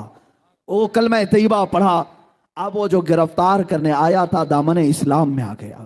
میرے آقا صلی اللہ تعالی علیہ وسلم کی بارگاہ میں اپنی جان نچھاور کرنے کو تیار. اب وہ صحابی رسول ہیں, ان کی بارگاہ میں ہم ایک جملہ بھی نہیں کہہ سکتے. عزیزان گرامی, یہی شان مصطفیٰ مجھے عرض کرنی ہے. کہیں لوگ مارے جاتے ہیں یا اگر کسی نبی کو جلال آیا تو ہلاک کر دیے جاتے ہیں, مگر میرے مصطفیٰ کا جود و سخا ایسا ہے کہ لوگ اگر جان بھی لینے آئیں میرے مصطفیٰ انہیں معاف کر کے ہمیشہ اپنی غلامی میں قبول فرماتے ہیں. ایک دو نہیں, وہ عمر ابن خطاب جو تلوار لے کر میرے آقا کی گردن مارنے جا رہے تھے, لیکن قریب پہنچنے کے بعد میرے آقا صلی اللہ علیہ وسلم کی بارگاہ میں تلوار رکھی اور اپنی گردن بھی رکھ دی اور ہمیشہ کے لیے میرے آقا کے ہو کر رہ گئے. ایک دو نہیں, حضرت خالد بن ولید جو حضور کے مقابل میں جنگ احد لڑے اور وہاں پر مقابلہ کیا. ابو سفیان کتنی جنگیں لڑے لیکن آخر میں میرے آقا کی غلامی میں آ ہی گئے, اس لیے کہ چہرہ ہی کچھ ایسا تھا میرے آقا کا. دشمن بھی دیکھتا تو کہتا یہ جھوٹے کا چہرہ ہو نہیں سکتا. میرے آقا صلی اللہ علیہ وسلم کی بارگاہ میں اب جو بات میں کہہ رہا ہوں صرف میرے آقا نے فرمائی نہیں دیا قیصر و کسریٰ کے کنگن. حضور کی وفات ہوئی, ابو بکر صدیق کی بھی وفات ہو گئی, خلافت فاروقی آئی, حضرت عمر کا زمانہ تھا. اس زمانے میں اسلامی فوجیں ایران پر چڑھائی کی اور روم پر بھی حملہ کیا. قیصر و کسریٰ دونوں کی حکومتیں ختم ہوئیں اور وہاں سے جو مال غنیمت تھا وہ مدینہ لایا گیا. قیصر و کسریٰ کے وہ کنگن بھی لائے گئے. لیکن آپ کو ایک بات بتا دوں, حضرت سراقہ رضی اللہ تعالیٰ عنہ ایک بار حضرت عمر کی خلافت کے زمانے میں بہت شدید بیمار ہوئے. اتنے شدید بیمار ہوئے کہ لوگ آخری بار ان کو دیکھنے کے لیے آنے لگے کہ اب ان کی وفات قریب ہے. جب لوگ جمع ہوئے گھر میں, حضرت سراقہ نے جلال میں کہا کیوں آ رہے ہو تم لوگ, سب واپس جاؤ, میں مرنے والا نہیں ہوں, تم سمجھ رہے ہو میں مر جاؤں گا. لوگوں نے کہا آپ کی حالت بہت نازک ہے, وفات قریب آ چکی, آپ کی ایسا نزع کا عالم لگتا ہے. حضرت سراقہ نے کہا خبردار, میری موت اس وقت تک نہیں آ سکتی جب تک میں اپنے ہاتھ میں قیصر و کسریٰ کے کنگن نہ دیکھ لوں. اس لیے کہ کسی اور نے نہیں کہا, مصطفیٰ جان رحمت نے فرمایا. ان کی طبیعت صحیح بھی ہوئی, صحت یاب بھی ہوئے اور حضرت عمر کے زمانے میں کیسر و کسرا کو فتح کیا گیا اور وہ کنگن لائے گئے، حضرت عمر کی بارگاہ میں پیش کیے گئے۔ حضرت عمر نے کہا میں نے رسول اللہ سے یہ سنا تھا کہ یہ کنگن سراقہ کے ہاتھ میں ڈالے جائیں گے، یہ لے جاؤ اے مسلمانوں، یہ امانت ہے، اور لے جا کر کے حضرت سراقہ کو پہنایا گیا۔ میرے مصطفیٰ کی زبان سے جو بات نکلی وہ ہو کر رہی، چاہے دن برباد ہو، سال برباد ہو، 100 سال بعد ہو، لیکن اتنی بات یاد رکھنا، زمین ٹل سکتی ہے، زمانہ ٹل سکتا ہے، میرے مصطفیٰ کا فرمان کبھی ٹل نہیں سکتا۔ حضرت سراقہ کو کنگن ملنے کے بعد پھر ان کی وفات بھی ہوئی۔ عزیزان گرامی وقار، میں گفتگو طویل نہ کرتے ہوئے اپنی گفتگو کو سمیٹتا ہوں۔ شان مصطفیٰ صلی اللہ تعالیٰ علیہ وسلم یہ ہے کہ ان کا خدا خود بیان کرے، اور میرے آقا صلی اللہ تعالیٰ علیہ وسلم کی دنیا میں شان یہ تھی، لوگوں نے حاتم طائی کی سخاوت بیان کی۔ حاتم طائی کے کئی دروازے تھے، جس دروازے سے آدمی جاتا اسے حاتم طائی دے دیتا تھا، نوازتا تھا، لیکن لوگوں نے کہا رسول پاک کی بارگاہ میں جب کبھی کوئی آتا تو ایک ہی دروازہ تھا۔ لوگوں نے یہ کہا ادھر ایک دروازہ اور حاتم طائی کے 7 دروازے۔ کسی عاشق نے کیا خوب جواب دیا، ایسا کیسا ہو سکتا، سخی ہیں حاتم طائی سے بڑے سخی ہیں، اس کے تو 7 دروازے تھے، ان کا تو ایک دروازہ تھا۔ عاشق رسول نے کہا میاں حاتم طائی کے 7 دروازے اس لیے تھے کہ ایک دروازے سے پیٹ نہیں بھرتا سائل کا، دوسرے دروازے پر جاتا، دوسرے میں پیٹ نہیں بھرتا، تیسرے پر جاتا، تیسرے میں پیٹ نہیں بھرتا، چوتھے میں جاتا۔ وہ 7 دروازوں کے چکر اسی لیے لگاتا کہ ایک دروازے پر پیٹ نہیں بھرتا۔ میرے مصطفیٰ کا ایک ہی دروازہ ایسا ہے، اتنا دیا جاتا ہے کہ اب سائل کے پاس دامن بھی تنگ ہوتا ہے۔ میرے کریم سے گر قطرہ کسی نے مانگا، دریا بہا دیے ہیں، دربے بہا دیے ہیں۔ اس میں ایک بات میں عرض کر دوں، بڑی لگتی ہوئی بات ہے، میلاد قریب آ رہا ہے، ہم سب کے لیے علاج بھی ہے، دوا بھی ہے۔ میں تقریباً ہر میلاد میں اس حکایت کو بیان کرتا ہوں، سعادت الدارین میں موجود یہ حکایت ایمان افروز ہے۔ ایک غریب آدمی، مفلس آدمی، قرض میں ڈوبا ہوا، پریشان حال، کئی لوگوں کے قرضے لیا ہوا آدمی تھا، اور اس کے جو قرض دار تھے انہوں نے پیسے مانگے، جب وہ دے نہیں سکا تو قاضی اسلام جو اس وقت تھے ان کے پاس مقدمہ کر دیا کہ یہ ہمارے پیسے لیتا ہے، کھا جاتا ہے، دیتا نہیں۔ قاضی نے بلایا اور کہا کیوں نہیں دیتا؟ کہا غریب آدمی ہوں، پیسے نہیں ہیں۔ کہا یہ بہانہ نہیں چلے گا، ان لوگوں کے جو تو نے قرضے لیے، قرض میں ڈوبے ہوئے لوگ جو آتم ہتیا کرتے ہیں، خودکشی کرتے ہیں، سن لو، بزدل نہ بنو، جان تمہاری بڑی قیمتی ہے۔ قرض میں اگر آج ڈوبے ہو، میاں اندھیرا آنے کے بعد اجالا بھی رب ذوالجلال ہی لاتا ہے۔ زندگی میں اگر اندھیرا آیا تو ڈرنا نہیں، کل کی صبح ہونے والی ہے، سورج تو نکلے گا۔ اب وہ قرضدار کو قاضی نے کہا 3 دن کا ٹائم دیتا ہوں، اگر ان کا قرضہ دے دیا تو ٹھیک ہے، ورنہ تجھے جیل میں ڈال دوں گا، جیل میں بھیج دوں گا۔ چھوٹے چھوٹے بچے تھے، بیوی تھی، روتا ہوا باہر نکلا، ایک بزرگ سے ملاقات ہوئی، پوچھا کیا بات، بتایا ایسا ایسا معاملہ ہے، قرض میں پریشان ہوں۔ اس بزرگ نے کہا کوئی بات نہیں، دنیا میں تجھے اگر تکلیف ہوئی ہے تو ایک کام کر، رات کو جا، نماز عشاء کے بعد کسی ایک اندھیری کوٹھری میں بیٹھ کر کثرت سے میرے آقا پر درود بھیج، حضور کو یاد کر، اور اپنے غم کی داستان حضور کو ہی سنا۔ ان کا دربار آج بھی کھلا ہے۔ اس نے اس بات میں ہمت محسوس کی اور گھر آیا، رات کا وقت جیسی ہوا، نماز عشاء کے بعد کمرہ بند کر کے ایک اندھیری کوٹھری میں رونے لگ گیا۔ اور جب کسی پر غم آ جاتا ہے تو بے اختیار آنسو بھی نکلتے۔ درد اس طرح کا تھا کہ کوئی چیز اس کے پاس نہیں تھی، بیوی بچوں کو پالے کیسے اور قرضہ ادا کیسے کرے۔ روتا روتا درود تو پڑھتا رہا، اور جب کافی رات ہو گئی، آنکھ لگ گئی، وہیں گر گیا، بستر پر لمبا ہو گیا۔ اور میرے عزیزوں یہی وہ رات تھی جب خواب میں تاجدار مدینہ تشریف لائے، میرے آقا صلی اللہ علیہ وسلم تشریف لائے۔ اللہ اللہ، وہ آفتاب رسالت، چمکتا ہوا چہرہ، گلاب کی پنکھڑیوں والے لب، جب میرے آقا تشریف لائے یہ کھل گیا، اور خواب میں ہی میرے آقا کے قدموں میں گرا۔ میرے آقا صلی اللہ علیہ وسلم نے کیا فرمایا، اے میرے غلام، کیا تو نے مجھے یاد کیا، کیا تو نے مجھے پکارا؟ ایک بات ہم نے بزرگوں سے سنا ہے، محمد کو ہم غم گساروں میں ڈھونڈو، محمد کو ہم بے قراروں میں ڈھونڈو۔ رسول پاک صلی اللہ تعالیٰ علیہ وسلم جب کسی کا دل ٹوٹ جائے اس کے ہاں تشریف لاتے ہیں۔ اب اس غریب نے رونا شروع کیا، آقا میرے حال سب آپ پر آیا ہیں، آپ جانتے ہیں میں مفلس آدمی، غریب آدمی، تنگ دست آدمی۔ یہ حضور کی وفات کے 400 سال بعد کا واقعہ ہے، حضور کی وفات کے 400 سال بعد کا واقعہ۔ رونے لگا، کہا کہ میں قرض سے پریشان ہوں، قاضی نے مجھے कोर्ट में बुला करके कहा 3 दिन में अगर कर्जा नहीं देगा तो जेल में डाल दूंगा, मेरे बच्चों का क्या होगा, मेरी बीवी का क्या होगा। रसूल पाक सल्लल्लाहु ताला अलैहि वसल्लम साहिब अता हैं, वो किसी को मायूस नहीं करते। इरशाद फरमाया, एक काम कर, कल सुबह उठने के बाद शहर में चले जाना, शहर में बादशाह का एक वजीर है, उसका फला नाम है, वो मेरा बड़ा आशिक है, मेरा बड़ा आशिक है, उसके पास जा करके कह देना कि तुझे रसूलुल्लाह ने भेजा और जितने माल की जरूरत है उससे ले लेना। ख्वाब में मेरे आका ने फरमाया। अब उस गरीब ने, उस मुफलिस आदमी ने ये पूछा, या रसूल अल्लाह, बादशाह के वजीर का दरबार बड़ा, लोग बड़े आते हैं, अगर मैं जाऊं, पहली तो मेरी कोई हैसियत नहीं, मैं गरीब फकीर आदमी, और कह दूं कि रसूलुल्लाह ने भेजा, वो अगर पूछेगा सबूत तो मैं क्या सबूत दूं, कोई प्रूफ, क्या मैं प्रूफ दूं। सुनिए मेरे अजीजों, अल्लाह के नबी ने फरमाया, अगर वो तुझसे सवाल कर ले तो इतना कह देना, उसके और मेरे बीच में एक राज की बात है जो कोई नहीं जानता। हुजूर ने राज की बात बयान की, जो वजीर है उसका एक राज है जो मैं तुझे बताता हूं, उसने आज तक अपनी बीवी को नहीं बताया। वो रोजाना रात को सोने के बाद सूरज निकलने से पहले पहले तक 1000 बार मुझ पर दुरूद भेजता है, हर रात को छुप करके 1000 बार दुरूद भेजता है। लेकिन उसके पास जाना तो ये कहना कि ऐ वजीर, कल की रात तूने दुरूद पढ़ना भूल गया और सो गया गफलत में, कल की रात तूने दुरूद नहीं पढ़ा, जा करके इतनी बात कह के मेरे आका ने फरमाया। अब ये गरीब आदमी वजीर के दरबार में आया और आने के बाद कहा कि मैं आपसे अपनी हाजत लेकर के आया हूं, मुझे रसूलुल्लाह ने भेजा है।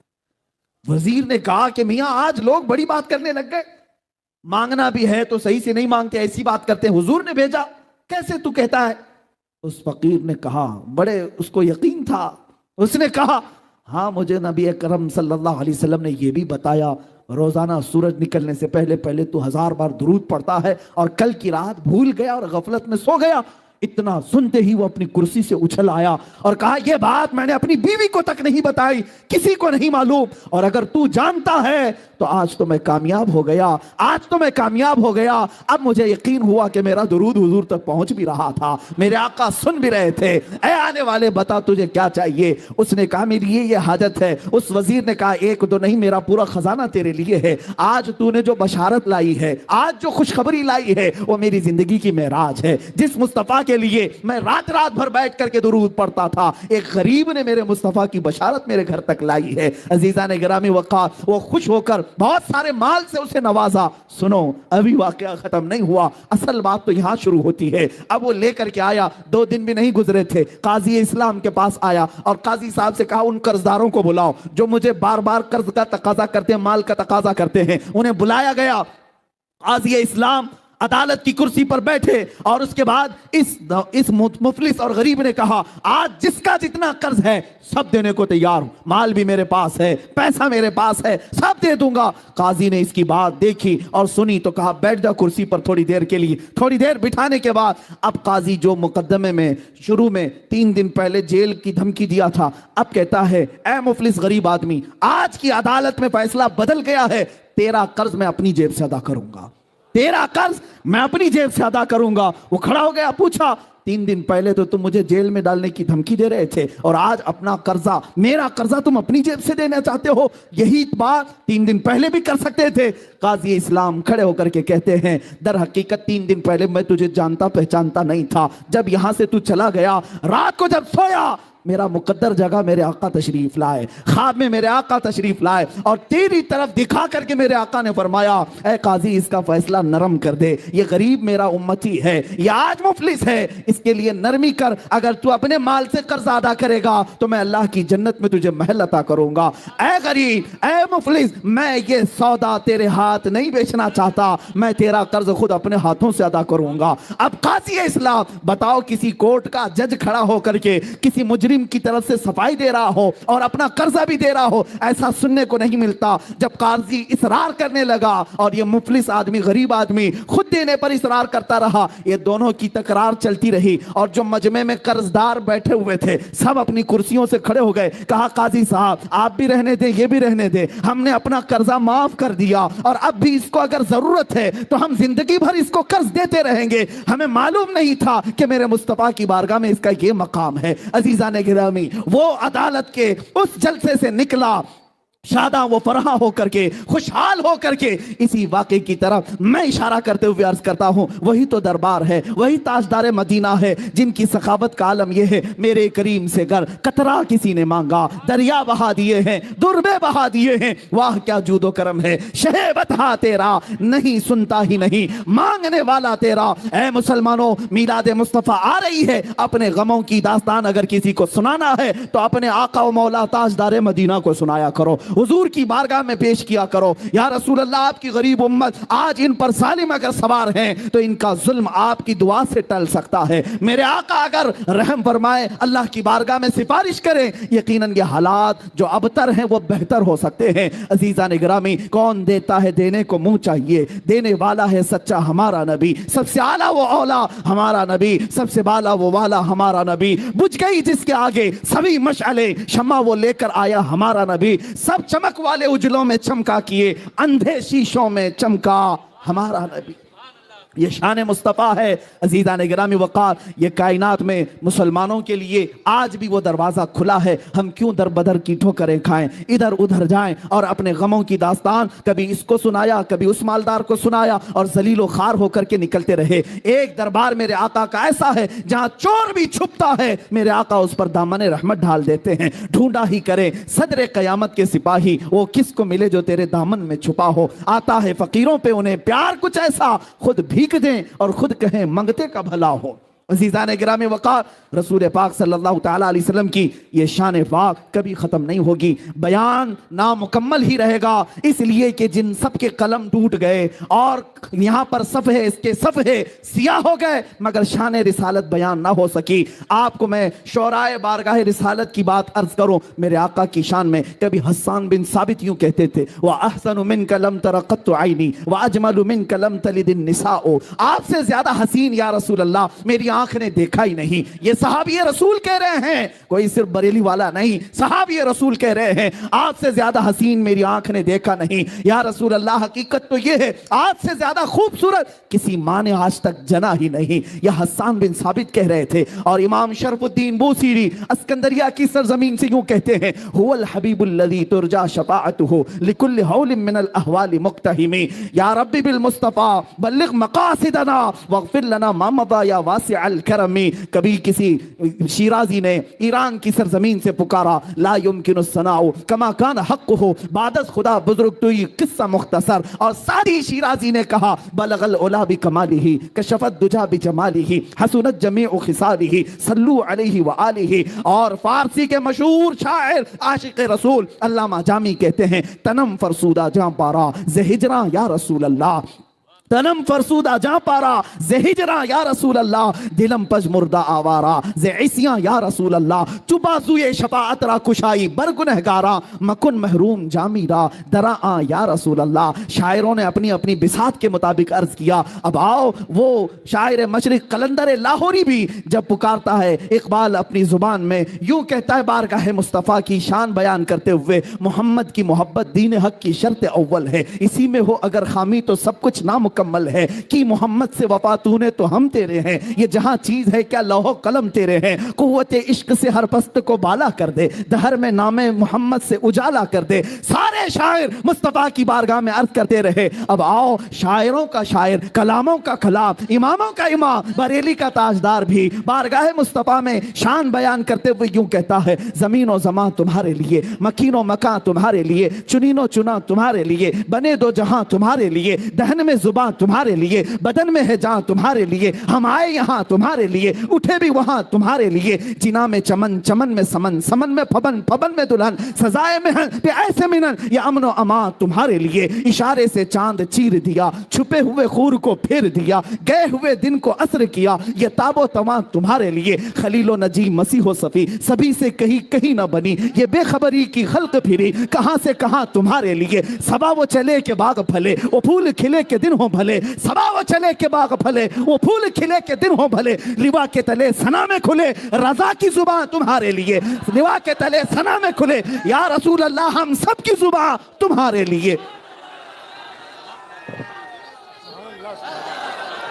बारगाह मुस्तफ़ा सल्लल्लाहु ताला अलैहि वसल्लम में इतनी ही बात नहीं, शान मुस्तफ़ा बयान करते हुए आशिक रसूल कहता है, दुनिया वाले जो भौंकते हैं भौंकने दो, मेरे मुस्तफ़ा की शान न कभी कम हुई न कभी कम होगी। कोई कुत्ता खारिश ज़दा अगर मेरे मुस्तफ़ा की शान में भौंकता है, अनकरीब वो खुजली उसे लेकर के मरेगी। तू घटाए से किसी के न घटा है न घटेगा। या रसूल अल्लाह, जब बढ़ाए तुझे अल्लाह ताला तेरा, मिट गए मिटते हैं आदा तेरे, न मिटा है न मिटेगा कभी चर्चा तेरा। या रसूल अल्लाह, रहेगा यूं ही उनका चर्चा रहेगा, पड़े खाक हो जाएं जल जाने वाले। या रसूल अल्लाह, अगर कोई कहता है खबीसुन नफ्स मरदूद ज़माना, पाखंडी है वक्त मेरे मुस्तफ़ा की शान में अपनी दरीदा ज़हनी कहता है, तो उसके कहने से मेरे मुस्तफ़ा की शान में एक नुक्ता भी ऐब का नहीं आ सकता।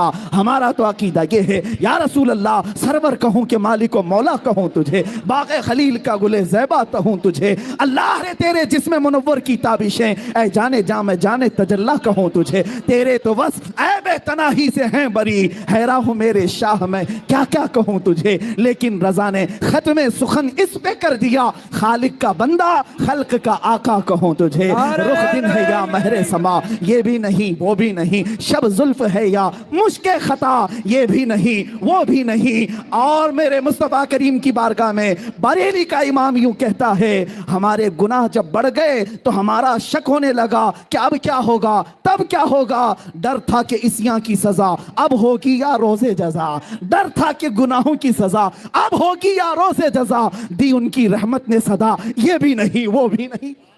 ये शान मुस्तफ़ा है। मेरे आका सल्लल्लाहु ताला अलैहि वसल्लम की बारगाह में शायरों ने अपने अपने अंदाज में कहा होगा, लेकिन आशिकों की बात ही कुछ और होती है। गुस्ताखों को छोड़ें, वो अपने खुजली में मरने वाले हैं। अनकरीब देखोगे अल्लाह उनको कैसे अजाब में गिरफ्तार करेगा, वो आज भी दुनिया देख रही है। किसी अभी शायर ने नाम लिया था, मैंने तौबा किया इस मुकद्दस और पाकीज़ा मिंबर पर उस खबीस मरदूद नफ्स का कभी नाम तक ना लिया जाए, कभी नाम ना लिया जाए, जिसकी माँ ने हलाल तरीके से पैदा ना किया हो। मिंबर रसूल पर उसका जिक्र कोई माना नहीं रखता, कोई माना नहीं रखता। गुस्ताख रसूल, कुरान कहता है वो जिना से पैदा होता है। उतुल्लिम बाद ज़ालिका ज़नीम, सूरह कलम में अल्लाह ने फरमाया, जो नबी की शान में गुस्ताखी कर रहा है वो हलाल नुत्फा हो ही नहीं सकता। जिसका नुत्फा हलाल नहीं उसको मिंबर पर कैसे बयान किया जाए। हरगिज़ आइंदा कभी नाम ना लिया जाए, जहां जरूरत होगी हम नाम जिक्र करेंगे। लेकिन एक बात याद रखें, उन कमीनों और बदबख्त ज़माना को आज दुनिया भी देख रही है, अपनी ही कौम से पीछा छुड़ाते हुए जगह जगह मुंह छुपाते हुए भाग रहे हैं। लेकिन अल्हम्दुलिल्लाह एक आशिक रसूल के लिए अल्लाह ने हर मैदान कुशादा रखा है।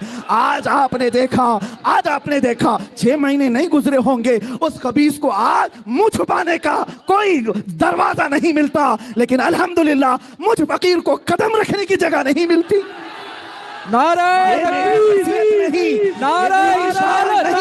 ये मेरा मकाम नहीं, बात सिर्फ इतनी है, जो मेरे नबी की शान बयान करेगा, मुस्तफा का नाम लेगा, मौला उसे चांद से ज्यादा बुलंद भी करेगा। उनके जो हम गुलाम थे, खल्क के पेशवा रहे, उनसे फिरे जहां फिरा फिराई कमी वकार में। ये एक बात याद रखना है सुन्नी मुसलमानों, तुम्हारी इज्जत, तुम्हारी ताकत, तुम्हारी कुव्वत का राज सिर्फ ये है कि मोहम्मद से वफा तूने की, मोहम्मद से वफा तूने। तो हम तेरे मौला फरमाता है, उसकी तर्जुमानी ये इकबाल कहता है, ये जहां चीज है क्या लौह कलम तेरे है। तुम कौन से तख्त की बात करते हो, तुम्हें भीख मांगने की भी जरूरत नहीं आएगी, किसी इलेक्शन में वोट मांगने की भी जरूरत नहीं पेश आएगी। आपने देखा एक अताए रसूल मदीने से चल करके अजमेर की धरती पर आया, आशिक रसूल ही तो था, आशिक रसूल, अताए रसूल, आले रसूल आया, किसी से इलेक्शन में वोट नहीं मांगा। 800 साल हो गए, कुर्सी अभी भी कायम है, आज भी हुकूमत कायम है। ये हुकूमत ये इस तरह से जुल्म से हासिल की हुई नहीं होती, ये अल्लाह रब्बुल इज्जत की तरफ से वफादारी रसूल में दी जाती है। एक बात याद रखना, मेरा ये जुमला सुन करके जाएं। बाज लोग ये कहते हैं मारे जाओगे मौलाना, बहुत सख्त बोलते हो, मारे जाएंगे, काटे जाएंगे, पकड़े जाएंगे, जेल में बंद कर दिए जाएंगे, सब कर लो। मैं ये कहता हूं किसी आशिक रसूल को तुम मार तो सकते हो, मुर्दा कभी नहीं कर सकते। नारे तकबीर, नारे रिसालत, लब्बैक लब्बैक लब्बैक या रसूल अल्लाह, लब्बैक लब्बैक लब्बैक या रसूल अल्लाह, लब्बैक लब्बैक लब्बैक या रसूल अल्लाह, लब्बैक लब्बैक लब्बैक या रसूल अल्लाह।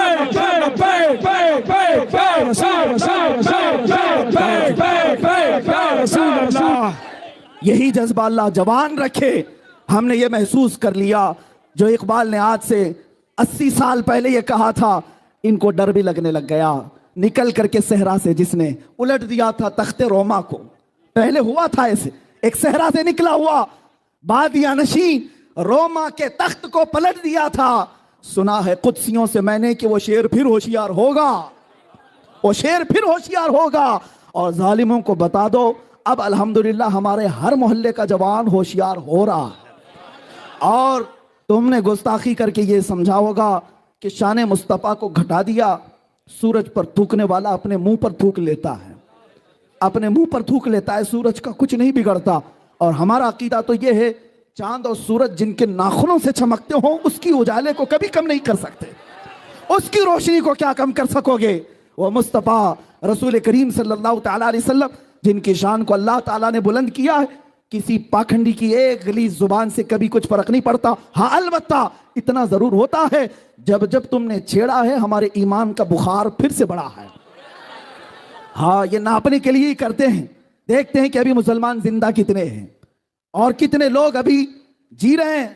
ان کی ہماری زندگی ناپنے کے لیے قتل و غارت نہیں, روٹی کپڑا چھین کر کے نہیں دیکھا جاتا, ہمیں بے حس کر کے نہیں دیکھا جاتا, بلکہ ہمیشہ حضور کی شان میں توہین کر کے دیکھا جاتا ہے.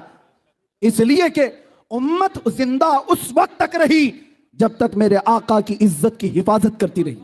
اور اگر آج یہ آوازیں گونج رہی ہیں جے پور کی سرزمین سے, یہ میدان اگرچہ چھوٹا ہے لیکن تم ہرگز یہ سمجھنا مت کہ تمہاری یہ نعرے اور یہ تمہاری زبانوں سے نکلے ہوئے الفاظ صرف اس میدان میں گونج رہے ہیں, بلکہ رب تبارک و تعالیٰ جب چاہتا ہے ایک عاشق رسول کی زبان سے نکلا ہوا ایک جملہ میں اپنی مثال بتا دوں. ایک چھوٹی سی مسجد میں رمضان سے پہلے چند لوگوں کے درمیان جذبات بے قابو تھے. میں نے اس پاکھنڈی کو چیلنج مباہلہ کیا تھا. وہ ایک چھوٹی سی محفل تھی. میں نے یہ نہیں سوچا کہ ہماری یہ محفل, ہماری یہ آواز اس مجلس سے زیادہ کہیں جا سکتی. لیکن ایک مہینہ نہیں گزرا تھا, امریکہ سے بھی فون آتے ہیں, یو کے سے بھی فون آتے ہیں, نیوزی لینڈ اور افریقہ سے بھی فون آتے ہیں, افریقہ اور پاکستان سے بھی, ہندوستان کے ہر شہر سے فون آتے ہیں. اور کہا جاتا ہے آپ کی زبان سے نکلا ہوا وہ جملہ ہم نے بھی سنا. یہ میں اپنے کمال اور تعریف کے لیے نہیں کہتا, بلکہ اے سنی مسلمانوں اپنی حیثیت کو پہچانو. زبان سے کہنا تمہارا کام ہے, پہنچانا رب ذوالجلال کی شان ہے. مولا کریم ہے, جب وہ چاہتا ہے تو غریبوں سے بڑے بڑے تختوں کو پلٹ دیتا ہے. اور چند ہی لوگ کسی کی اوقات یاد دلا سکتے ہیں. کبھی اپنی حیثیت اور اپنی طاقت کی طرف توجہ نہ کرنا کہ ہم سے کیا ہوگا. ایک میدان سے آواز جائے گی تو کیا ہوگا تمہیں پتہ نہیں. کفر دم توڑ دے گا ٹوٹی ہوئی شمشیر کے ساتھ, ٹوٹی ہوئی شمشیر کے ساتھ. بات سمجھیں, کفر دم توڑ دے گا ٹوٹی ہوئی شمشیر کے ساتھ. گر تم نکل آؤ نعرہ تکبیر کے ساتھ. نعرہ تکبیر, نعرہ رسالت یا رسول اللہ, نعرہ رسالت یا رسول اللہ. کسی کی جے وجے کیوں پکاریں, کیا غرض ہم کو. کسی کی جے وجے کیوں پکاریں, کیا غرض ہم کو. ہمیں کافی ہے سید اپنا نعرہ, ہمیں کافی ہے سید اپنا نعرہ. یا رسول اللہ, نعرہ رسالت, یا رسول اللہ, نعرہ رسالت, یا رسول اللہ, نعرہ رسالت. یا رسول اللہ. حشر تک ڈالیں گے ہم پیدائش مولا کی دھوم, مثل فارس نجد کے قلعے گراتے جائیں گے. خاک ہو جائیں عدو جل کر مگر ہم تو رضا, دم میں جب تک دم ہے ذکر ان کا سناتے جائیں گے. سانس جب تک باقی ہے یا رسول اللہ تمہارا ذکر کرتے رہیں گے. آج سے یہ اس میدان سے ہر مسلمان یہ عہد کر کے اٹھے گا, گھر جاؤں گا بچے کو تربیت بھی دوں گا. ABCD الف با بعد کی بات ہے, پہلے اس کے کانوں میں یہ بات ڈالوں گا, میں سو جاؤں یا مصطفیٰ کہتے کہتے, میں سو جاؤں یا مصطفیٰ کہتے کہتے, کھلے آنکھ میری صلی علی کہتے کہتے. میری شام ہو تو مصطفیٰ کے نام اور صبح ہو تو مصطفیٰ کے نام. جب یہ جذبہ تمہارے بچوں کے دلوں میں آ جائے پھر تم انہیں جنگل میں بھی چھوڑ دینا, تمہارا یہ بچہ درندے شیروں سے بھی کبھی گھبرائے گا نہیں, سبحان اللہ, کبھی نہیں گھبرائے گا. اس لیے کہ ہم نے ماضی میں بھی دیکھا ہے کیا دبے جس پہ حمایت کا ہو پنجہ تیرا, شیر کو خطرے میں لاتا نہیں کتا تیرا. रसूलुल्लाह के दरबार का अदना कुत्ता भी हो वो पूरी दुनिया के शेरों को भी खातिर में नहीं लाता, कभी परवाह नहीं करता, इसलिए कि उसे अपनी ताकत पर नाज नहीं होता, अपनी निस्बत पर उसे फख्र हुआ करता है। आज है मुसलमानों, तुम्हारे पास अगर सियासत नहीं, ताकत नहीं, तख्त नहीं, दौलत नहीं, कुछ नहीं, तो कोई फिक्र की बात नहीं। एक दौलत ऐसी है जिसकी कोई कीमत लगा नहीं सकता, वो दौलत है इश्क मुस्तफा की, रसूलुल्लाह की गुलामी की। यही तो सहाबा कहते थे, उनके पैबंद लगे कपड़े थे, पैरों में चप्पल नहीं थी, अमामा नहीं पहन सकते थे, टूटी हुई तलवारें होती थी, लेकिन बादशाहों की तरफ से बोलियां लगती थी, ऐ जवान तू हमारी सफ में आ जा, तू मोहम्मद के यहाँ फाका कशी करता है, तुझे एक खजूर पर पूरा दिन गुजारना पड़ता है, इधर आ जा, इधर आ जा। बड़ी बड़ी सल्तनतों ने बोलियां लगाई, मगर उन सहाबा ने जो नारा लगाया था वो ये था, ऐ दादानो तुम्हें पता नहीं, जब तक बिके न थे तो कोई पूछता ना था, जब तक बिके न थे तो कोई पूछता न था, या रसूल अल्लाह तुमने खरीद कर हमें अनमोल कर दिया।